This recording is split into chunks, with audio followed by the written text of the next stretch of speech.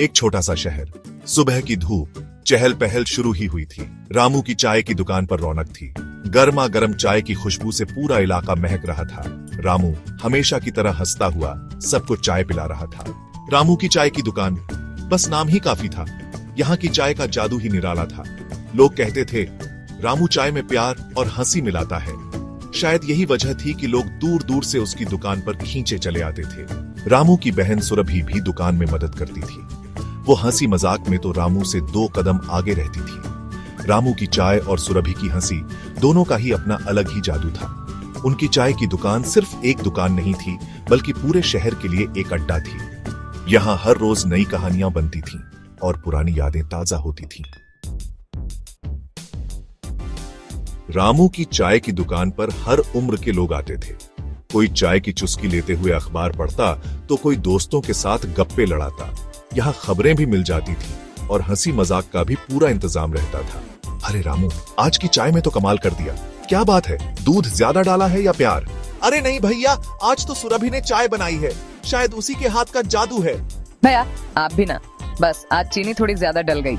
सब लोग ठहाका मारकर हंस पड़े। रामू और सुरभि की नोक झोंक देखकर तो मानो लोगों का दिन बन जाता था।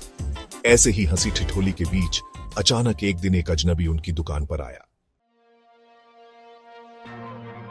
अजनबी एक साधारण सा दिखने वाला आदमी था। उसके चेहरे पर उदासी छा रही थी। वो चुपचाप एक कोने में बैठ गया और चाय का ऑर्डर दिया। भैया क्या हुआ, कोई तकलीफ है क्या? नहीं, कुछ नहीं, बस यूं ही मन उदास है। सुरभि समझ गई कि उसे अकेले रहने की जरूरत है। वो चुपचाप चली गई, लेकिन उसके मन में अजनबी के लिए एक अजीब सी बेचैनी थी। अगले कुछ दिनों तक वो अजनबी रोज दुकान पर आता रहा। वो हमेशा चुपचाप एक कोने में बैठकर चाय पीता और चला जाता। धीरे धीरे सुरभि और उसके बीच बातचीत होने लगी। क्या तुम मेरी एक मदद करोगी? सुरभि ने झट से हाँ में हाँ मिला दी। उसे समझ नहीं आ रहा था कि वो उस अजनबी पर इतना भरोसा क्यों कर रही है, लेकिन उसके मन में उसके लिए कोई बुरी भावना नहीं थी। तुम रात को दुकान बंद करने के बाद मुझसे यहां मिलोगी? मुझे तुमसे कुछ जरूरी बात करनी है। सुरभि थोड़ा हिचकिचाई। रात को दुकान बंद करने के बाद यहां अकेले मिलना उसे कुछ ठीक नहीं लग रहा था। डरो मत, तुम्हें मुझसे डरने की जरूरत नहीं है।